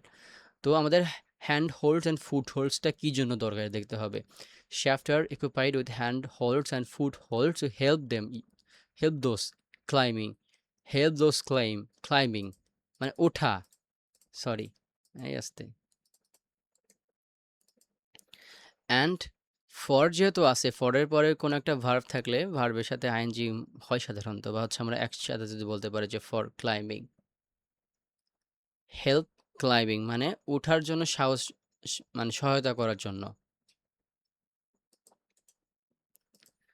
দেখেন ভাই এই জিনিসগুলো ট্রিকি মনে হতে পারে, কঠিন মনে হতে পারে, কিন্তু আমাদের মাথা খাটাইতে হবে। এই জিনিসটা যদি আমরা বুঝতে পারি তাহলে একটা বেনিফিট, এবং এই যে গ্যাপ ফিলিংয়ের মতো জিনিসগুলো ধরতে পারি এটা আর একটা বেনিফিট, এবং যদি আমরা এখান থেকে এই প্রসেসটা ভালো করে বুঝতে পারি তাহলে আরও বেনিফিট হবে। তো সব কিছু মিলাই হচ্ছে আপনার এই জিনিসটা সলভ করতে হয়। এবং কিছু কিছু জিনিস খুব ইজি, ধরেন যে এই যে কোনটা মেড অফ স্টোন, কী জন্য ব্যবহার করা হয়, এটার আগে কি অ্যাটাচ করা থাকে, এগুলো কিছু কিছু সহজ থাকবে, এবং এগুলো আমাদের মিস করলে আসলে ব্যান্ড স্কোরে কমে যায়। কিছু কিছু কঠিন থাকবে দু একটা, সেগুলো আসলে মিস করলেও মানে সমস্যা নাই, ওগুলো বাদ দেওয়া যেতে পারে।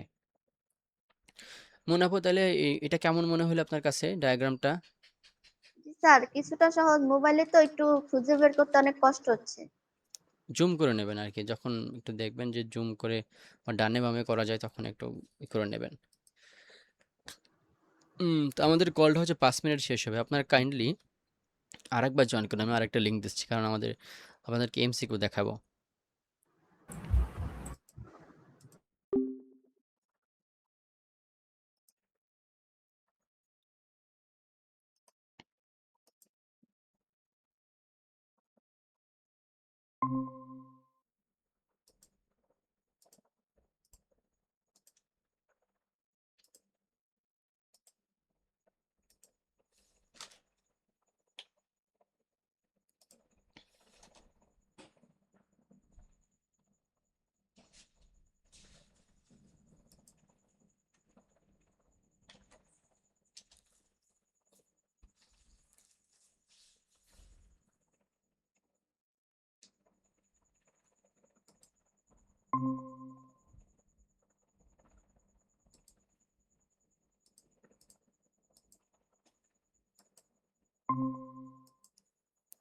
ওকে, তো এখন হচ্ছে এমসিকিউটা দেখানোর চেষ্টা করি। এমসিকিউতে হয়তো খুব বেশি কোশ্চেন না আমাদের, এমসিকিউর জন্য আছে আমরা আর একটা ওয়েবসাইটে যাচ্ছি, অ্যান্ড এইটা আসলে অন্যভাবে কাজ করে, জাম্প ইনটু ওয়েবসাইটটার নাম। এটার সাথে আমি আসলে অতটা বেশি মানে কি বলে, মানে অতটা বেশি ফ্যামিলিয়ার না, আমি ইনোভেট অনেক বেশি ইউজ করি। দাঁড়ান আমি একটু লগ ইন করে দেখানোর চেষ্টা করি। ওকে, দেখেন এখানে আমাদের কোনো কিছু ইন্ডিকেট করতেছে না। এখানে 27 থেকে 30 এটা হচ্ছে আমাদের কি বলে কোশ্চেন, এটা হচ্ছে আমাদের এমসিকিউ। আচ্ছা, এগুলো মনে হয় আমি আগে যখন প্র্যাকটিস করছিলাম তখন আমি র্যান্ডমলি বলে লিখে দেই এটা। তো আমাদেরকে বলছে কি 27 থেকে 30, এটা হচ্ছে আমাদের এই প্যাসেজে কোশ্চেনটা আছে, এবং এইটা যেহেতু প্রথম থেকে শুরু হয়েছে তাহলে পরে এটার অ্যান্সারগুলো প্রথম দিকে আছে। 27 থেকে 30 থেকে শুরু হয়েছে এই প্যাসেজটা, পার্ট 3 এটা। তো দেখেন এখানে the first paragraph, the writer introduce the topic of the text by, মানে প্রথম প্যারাগ্রাফে এটা কি করছে, রাইটার ইন্ট্রোডিউস করছে একটা টপিক। কিভাবে টপিক ইন্ট্রোডিউস করছে? ডিফাইনিং সাম কমনলি ইউজ টার্ম, কিছু কমনলি ইউজ টার্ম ডিফাইন করছে, বা কিছু কিছু শব্দ বা জিনিসটাকে ডিফাইন করছে বা এক্সপ্লেন করছে। কোশ্চেনিং এ ওয়াইডলি হেল্ড অ্যাজাম্পশন, বা কোনো একটা ওয়াইডলি হেল্ড বা বেশিরভাগ ক্ষেত্রে হয় এরকম কোনো একটা জিনিস নিয়ে কোশ্চেন করছে। মেনশনিং চ্যালেঞ্জ বাই এভরিওয়ান, কোনো একটা চ্যালেঞ্জ সম্পর্কে মেনশন করছে এখানে, বা কোনো একটা সিচুয়েশন যেটা আমাদের অ্যাংশাস করে তোলে, এরকম কিছু নিয়ে আমাদেরকে বলা হয়েছে। যাই হোক, আমরা একটু প্রথম প্যারাগ্রাফটা পড়ার চেষ্টা করি। এখান থেকে মার্ক করতে পারি কি? মার্ক করার কিছু নাই, প্রথম প্যারাগ্রাফে কথাই বলছে। Some of the most important decision in our lives occur while we're facing stress and anxious. From medical decision to financial, professional ones, we all sometimes require weigh up and information under stressful condition. But do you become better or worse proceeding our information under such circumstance? লাস্টে উনি question করছেন, ঠিক আছে, মানলাম, কিন্তু এ widely held assumption, এখানে একটা assumption না, উনি স্ট্রেস অ্যাংশাস দুইটা নিয়ে উনি কথা বলার চেষ্টা করছে। এবং এই জিনিসটা থেকে আমরা কি বুঝতে পারতেছি, আমরা যে চাপে এবং দুশ্চিন্তা থাকা অবস্থায় যে ইম্পর্টেন্ট ডিসিশনগুলো নিই, এটা সম্পর্কে বলা হয়েছে যে আমরা মাঝে মাঝে খুব চাপে বা দুশ্চিন্তা থেকেও কিছু গুরুত্বপূর্ণ সিদ্ধান্ত আমরা নিয়ে থাকি। হ্যাঁ, সেটা মেডিকেল ডিসিশন হতে পারে, অর্থনৈতিক ডিসিশন বা প্রফেশনাল ডিসিশন হতে পারে। হ্যাঁ, we all are sometimes require to have information stressful condition. আমাদের মানে সবারই এরকম কিছু একটা করা লাগতে পারে। ওকে, তো এখান থেকে এখানে কোনো টার্মকে এক্সপ্লেন করে নাই বা কোনো একটা জিনিসকে ডিফাইন করে নাই। অ্যান্ড কোশ্চেনে কথা বলা হয়েছে ওয়াইডলি এ ওয়াইডলি হেল্ড অ্যাজাম্পশন, যে জিনিসটা হয় এটা নিয়ে কোশ্চেন করা। কোশ্চেন করছে লাস্টে, do you become better or worse at proceeding using information as such question করছে। Mentioning a challenge faced by everyone, হ্যাঁ, এখানে একটা চ্যালেঞ্জ যেটা আমরা সবাই ফেস করে থাকি এটার কথা বলা হয়েছে, এবং এইটা অনেক ব্যবহার করছে। মানে আমরা যে জিনিসটা ফেস করি, একটা চ্যালেঞ্জ, স্ট্রেস বা অ্যাংশাস থাকা অবস্থায়, situation which makes us most, কোনো একটা অবস্থা যেটা আমাদেরকে আরও বেশি চিন্তিত করতে, এরকম কোনো কিছু বলা নেই এখানে। তো এখানে আমি বুঝতে পারতেছি যে এখানে এই জিনিসটা খুব ভালো করে যাচ্ছে, মানে যেহেতু আমাদের এই ওভারঅল জিনিসটা নিয়ে হচ্ছে রাইটার কী বলছে এটা দেখতে হবে, সেক্ষেত্রে উনি এমন একটা চ্যালেঞ্জের কথা বলছে যেটা আমরা সবাই ফেস করে থাকি এটা। ওকে, অ্যান্ড কোশ্চেনটা উনি লাস্টে করছেন, এবং এটা আমাদের অতটার চেয়ে আমাদের কাছে এইটা ভালো মনে হচ্ছে। ওকে, যদি বলতো যে প্যারাগ্রাফের লাস্ট লাইনে কী বলছে তাহলে আমাদের কোশ্চেন করাটা হইতো, কিন্তু এখানে দেখেন যে একটা চ্যালেঞ্জ বলছে যেটা আমরা সবাই ফেস করে থাকি। দেখেন এইগুলো হচ্ছে আপনার পার্ট 3। কোশ্চেনগুলো একটু ট্রিকি এবং একটু কমপ্লেক্স হবে, এটা আশা করা যাইতে পারে। আমরা 28 নাম্বারটা দেখি। What point does the writer makes about fire fighters in second paragraph? তো সেকেন্ড প্যারাগ্রাফে ফায়ার ফাইটার সম্পর্কে রাইটার কি বলছে, কোনটা উল্লেখ করছে, একটু দেখার চেষ্টা করি আমরা। সেকেন্ড প্যারাগ্রাফে এটা, my colleague and I, both neuroscientists, wanted to investigate on how mind operates under stress, so visited some local fire station. Firefighters এখান থেকে শুরু, worked is very quite a bit. Some are pretty relaxed. They spend their time washing the truck, cleaning equipment, cooking meals, reading. Other day can be hectic. Numerous life-threatening incidents attend. They will enter burning homes and rescue trapped residents and assist medical emergencies. Those ups and downs presented the perfect setting for an experiment on how people's ability to use information challenge when they feel under pressure.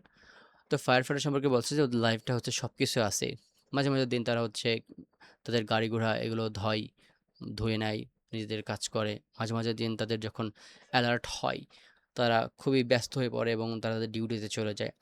এরকম কিছু একটা বলছে। তো overall এগুলো নিয়ে তাদের life নিয়ে কথা বলছে। তো আমরা the regular changes of stress levels in their working lives makes them ideal study subjects. Study নিয়ে কোনো কিছু কি বলছে তাদের? রিডিং, হ্যাঁ, স্টাডিং নিয়ে কিছু একটা বলছে। যাই হোক, strategies they use to handle stress and particular interest researchers. তারা তাদের যে কি বলে রেগুলার লাইফে তাদের যে সমস্যা বা তাদের যে স্ট্রেসগুলো, হ্যাঁ, সেগুলো হ্যান্ডেল করার জন্য কোনো কৌশলের কথা এখানে বলা নাই। তারা আসলে কি করে এটা নিয়ে বলছে এখানে। Stressful nature of jobs typical many public service professions. তাদের লাইফটা যে খুব স্ট্রেসফুল এটা নিয়ে বলছে না, লাইফটা পরে স্ট্রেসফুল না, তারা সব কিছু এখানে করতেছে। Their personalities make them especially well suited for working under stress. তাদের পার্সোনালিটি নিয়ে কিছু বলে নাই, কিন্তু তাদের রেগুলার যারা যেগুলো করে এগুলো নিয়ে সেরকম কিছু বলছে।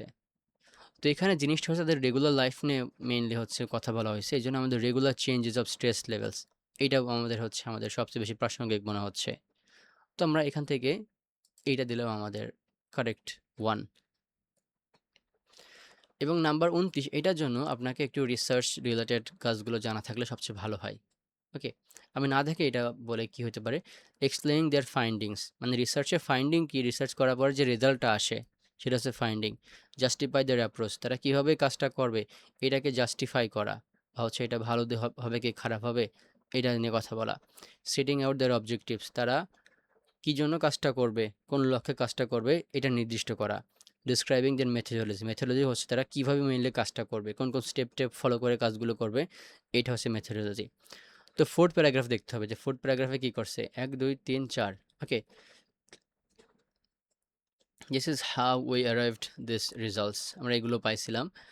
Asked firefighters estimate the likelihood, expressive 40 different adverse event live involve accident, becoming victim recurs when they give them good news, okay, bad news. ওকে, তো ওরা এই ফায়ার ফাইটারদের কাছ থেকে কিভাবে তথ্য নেছে, কি করছে, হ্যাঁ, এগুলো করা এখানে বোঝাচ্ছে, স্টেপ বাই স্টেপ বোঝাচ্ছে। দেখেন ওরা কি করছে, তাদেরকে গুড নিউজ দিয়েছে, ভালো তথ্য পাইলে, ভালো খবর পাইলে তারা কীভাবে রিয়াক্ট করে, খারাপ খবর তারা কীভাবে রিয়াক্ট করে, এগুলো তাদের থেকে বোঝার চেষ্টা করছে। এবং 40 জনকে তারা হচ্ছে 40টা বিভিন্ন ইভেন্টস নিয়ে হচ্ছে ওরা কাজগুলো করছে। ওকে, তো খেয়াল রাখবেন যেখানে একটা লাইনের উপরে আপনার অপশনটা আসতেছে না, অপশনটা মেলাতে যাবেন না। 4th প্যারাগ্রাফ মানে সম্পূর্ণ প্যারাগ্রাফে এই সম্পূর্ণ অংশটাতে আসলে কি হয়েছে এইটার উপর ওভারঅল জিনিসটা হচ্ছে এখানে আনতে হবে। তো এখান থেকে ডিসক্রাইবিং দেয়ার মেথোডোলজি, মানে তারা কিভাবে কাজগুলো করছে এইটাই হচ্ছে এখানে বোঝানো হচ্ছে। কারণ দেখুন তারা কি করছে, তাদেরকে ভালো নিউজ দিয়েছে, খারাপ নিউজ দিয়েছে, এগুলো কথা বলছে, এবং তারা কিভাবে জিনিসটা শুরু করছে এগুলো তারা বলছে। 30 নম্বর দেখার চেষ্টা করি। ইন দ্য 7th প্যারাগ্রাফ, 7টা কোনটা, 1 2 3 4 5 6 7, এটা হচ্ছে 7। আচ্ছা যাই হোক, ওরে বাবা। 7th paragraph, the writer describe mechanism in brain, ব্রেনে একটা মেকানিজম হুইচ, যেটা কি করে। তো এই 7 নম্বর প্যারাগ্রাফে রাইটার হচ্ছে ব্রেনের একটা মেকানিজম বলছে। ওকে, সেটা দেখার চেষ্টা করি। 1 2 3 4 5 6 7। ওকে, when we experience stressful events, a physiological change is triggered that causes us to take warnings and focus what might go wrong. Okay, তো যখন আমাদের চাপ জাতীয় কোনো জিনিস হয় আমাদের কাছে, যেটা আমাদেরকে মানসিক চাপ দেয়, তখন আমাদের শরীরে একটা পরিবর্তন হয়, যেটা কি করে মাথায় আমাদের মানে ওয়ার্নিং আসে, আমাদের যে সতর্কতা জিনিসটা আমাদের মাথায় চলে আসে, এবং কি হইতে পারে সামনে এই জন্য সজাগ থাকার জন্য প্রচেষ্টা করে আমাদেরকে। এটা হচ্ছে প্রথম লাইনে বোঝাইছে। Brain imaging reveals that the সুইচটা কি, আমরা স্বাভাবিক অবস্থায় ছিলাম, কিন্তু চাপ জাতীয় জিনিস আসার পরে আমাদের ব্রেনটা একটু সজাগ হয়ে গেল এবং সামনে কি হইতে পারে এটা সম্পর্কে। Brain imaging reveals this switch is related to sudden boost in neural signal important learning, specially response to unexpected warning science such as faces expression fear. তো এই যে হঠাৎ করে একটু সজাগ হয়ে যাওয়া, এইটা আসলে আমাদের নিউরাল সিগন্যাল তৈরি করে, বা আমাদের যে নার্ভাস সিস্টেম আছে যেখান থেকে আমাদের মাথাতে সংকেতগুলো আসে, এইটা তৈরি করে কি করে? Specially in response to unexpected warning science, এরকম ওয়ার্নিং সাইনের প্রতি রেসপন্স করতে বা তার একটা ফলাফল দেখাইতে, তার ফলস্বরূপ, such as faces expressing fear, যেমন আমাদের মুখটা ভয়ার্ত হয়ে যায় বা হচ্ছে আমাদের মুখটা কালো হয়ে যায়, মানে মুখটা খারাপ, কি বলে, ভয় পেলে আমাদের যে এক্সপ্রেশন হয় ওই জিনিসটা আর কি। তো কি বলছে যে এখানে ব্রেইনের যে মেকানিজমটা আসলে কি মেকানিজম আমি বললাম তো, এখানে ব্রেন হচ্ছে এই সুইচটা ধরতে পারে। হঠাৎ করে স্ট্রেসফুল ইভেন্ট আসলো বা চাপ জাতীয় কোনো একটা জিনিস আসলো, একটা সতর্কতা আসলো, ব্রেন এটা ধরতে পারে এবং মাথায় হচ্ছে সিগন্যাল পাঠায় এবং সতর্ক হই আমরা এবং আমাদের মুখ হচ্ছে ভয় পাওয়ার মতো হয়ে যায়। এটা হচ্ছে আমাদের এখানে দেখতে হবে কোন অপশনের সাথে যাচ্ছে। enables people to respond more quickly stressful situation, brain হচ্ছে স্ট্রেসফুল সিচুয়েশনে যেন পিপলকে সক্ষম করে তোলে। মোটামুটি যাচ্ছে, যে অপশন ভালো অপশন না পাই এটা আমরা দিয়ে দেবো। result in increased ability uh, result in increased ability to control our levels on anxiety, নিয়ে সেরকম কিছু বলে নাই ভাই, এংজাইটি জিনিস এখানে আমাদের নাই, এখানে স্ট্রেসের কথা আছে, স্ট্রেস আর এংজাইটি আলাদা। তাছাড়া ব্রেন যে আমাদের অ্যাবিলিটি বাড়াচ্ছে এরকম কিছু না, ব্রেন জাস্ট হচ্ছে আমাদেরকে সতর্ক করতেছে বা পরবর্তী বিষয় নিয়ে আমাদেরকে হচ্ছে প্রিপেয়ার করতেছে। produces heightened sensitivity indication of external threats, produces, এই যে দেখেন ব্রেন প্রডিউস করতেছে হাইটেন্ড সেন্সিটিভিটি। হাইটেন্ড মানে হচ্ছে বাড়ানো, বা সেন্সিভিটি মানে কোনো কিছুর প্রতি আমাদের কোনো কিছু অনুভব করা আর কি। ওকে, তো অনুভব জিনিসটা বাড়াচ্ছে। To indication of external threats, বাইরের কোনো থ্রেট বা হচ্ছে ওয়ার্নিং জাতীয় আর কি, সতর্কতা বা থ্রেট বা যেটা আমাদের জন্য ক্ষতিকর জিনিসের প্রতি আমাদের মাথা আমাদেরকে সতর্ক করতেছে বা অনুভূতি জিনিসটা বাড়াচ্ছে এইটা। এই জিনিসটা খুব ভালো করে যাচ্ছে, কারণ আমি বলছিলাম যে আমাদের ব্রেনটা সতর্ক হয়, মাথায় হচ্ছে নিউরাল সিগন্যাল আছে, যাতে সামনে কোনো আনএক্সপেক্টেড জিনিস আসলে যেন আমরা সতর্ক হতে পারে, যেমন ফেস এক্সপ্রেশন মধ্যে আছে। তো বুঝতে পারতেছি যে ব্রেন এখানে আমাদের এই সেন্সিটিভিটি জিনিসটা বাড়াচ্ছে, সতর্কতা জিনিসটা আরও বাড়াচ্ছে বাইরের কোনো থ্রেটের জন্য। ওকে, আবার এটা এটা আমাদের ভালো করে যাচ্ছে একটার মানে ওয়ানের চেয়ে, আমরা ওয়ান বলছিলাম যে যদি ভালো কিছু না পাই আমরা অন দিয়ে দিব। অ্যান্ড ডি নাম্বার দেখার চেষ্টা করি। ব্রেন হচ্ছে অ্যাক্টিভেটেড হয় when there is a need of communicate sense of danger. Need of কমিউনিকেশনের জন্য আসলে জিনিসটা না, আমাদেরকে ব্রেনকে প্রিপেয়ার করে, সিগন্যাল পাঠায় এই জিনিসটা। ওকে, তো এখানে মোটামুটি দেখেন আমাদের এই প্রসেসটা যদি আমরা ভালো করে বুঝতে পারি, হ্যাঁ, তো ওভারঅল বুঝলে আমাদের সি জিনিসটা সবচেয়ে ভালো করে যাচ্ছে, কারণ ব্রেনে আমাদের সেন্সিটিভিটির জিনিসটা বাড়াচ্ছে, প্রডিউস করতেছে বাইরের থ্রেট অনুযায়ী, বাইরের কোনো একটা ক্ষতিকর জিনিস অনুযায়ী। অ্যান্ড এই যে আর যে জিনিসগুলো আছে এগুলো হয়তো আংশিক সত্য হইতে পারে, কিন্তু সি নাম্বারটা আমাদের সাথে সরাসরি যাচ্ছে। তো এইভাবে আপনাদেরকে এরকম এমসিকিউর মধ্যে দেখতে হবে যে কিছু কিছু জিনিস হয়তো মিলতেছে, কিন্তু এই জিনিসটা সারাংশ না। কিছু জিনিস মিলতেছে কিন্তু এই জিনিসটা হচ্ছে মেইন জিনিস না। আমাদেরকে সম্পূর্ণ জিনিসটা মিলতে হবে, দেন হচ্ছে আমরা একটা এমসিকিউ চুজ করতে পারবো। ওকে, এটা কি খুব কঠিন মনে হইলো রুশা সালমান সাদিয়া? না স্যার, এটা একটু তাও ভালো মনে হলো। হ্যাঁ, মোটামুটি ভালো মনে হইতে পারে, কিন্তু এই যে বললাম যে অপশনগুলো দেখে আপনারা ট্র্যাপে পড়ে যাবেন, যে আসলে একটু পরেই মনে হবে যে আসলে এই জিনিসটা তো এইটা, কিন্তু হ্যাঁ, বুঝতে হবে যে আসলে আপনাকে সামারি চাইছে কি না বা স্পেসিফিক জিনিস সম্পর্কে মেইন আইডিয়া চাইছে কি না। মেইন আইডিয়া যেটা সেটাই হবে এখানে। দেখেন এই অপশনটা দেখে আমাদের মনে হইতে পারে যে সবগুলো নিয়ে কথা হয়েছে, বি নাম্বার বাদ, বি নাম্বার জাস্ট অ্যাংজাইটি নিয়ে কথা বলছে, ওইটা বাদ। কিন্তু A B sorry A D, হ্যাঁ, সি, এটা মোটামুটি কাছাকাছি, কিন্তু সি নাম্বার হচ্ছে মেইনলি যাচ্ছে আমাদের।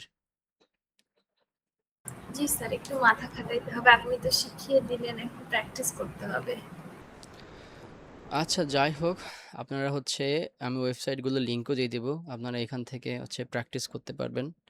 অ্যান্ড ভুল করে করে আসলে শিখতে হবে। তবে যেটা বললাম যে প্রথম দিকের কোশ্চেনগুলো একটু সহজ হয়, সেগুলো আপনাদের আসলে ভুল না করাটাই ভালো হবে। সতর্ক থাকবেন, ভালো করে প্র্যাকটিস করার চেষ্টা করবেন। অ্যান্ড আমি যেটা বলছিলাম, আমি হচ্ছে আরও কিছু আপনাদেরকে কোশ্চেন সলভের ভিডিও দেওয়ার চেষ্টা করবো খুব তাড়াতাড়ি। অ্যান্ড আজকের ক্লাস এখানে শেষ করতে হচ্ছে। আমি আশা করি যেগুলো বুঝাইছি বুঝতে পারছেন, মানে অন্তত প্রসেসটা বুঝতে পারছেন যে আমি আসলে কীভাবে সলভ করছি। মুন আপু খুব কঠিন মনে হচ্ছে? আচ্ছা, মুন আপু হয়তো আমাদের মাঝে নাই। তো আজকের ক্লাস আমরা এখানেই শেষ করছি। আমরা নেক্সট ক্লাসে আরও হয়তো 3টা বা 4টা কোশ্চেন টাইপ আপনাদেরকে দেখানোর চেষ্টা করব। সবাই ভালো থাকবেন।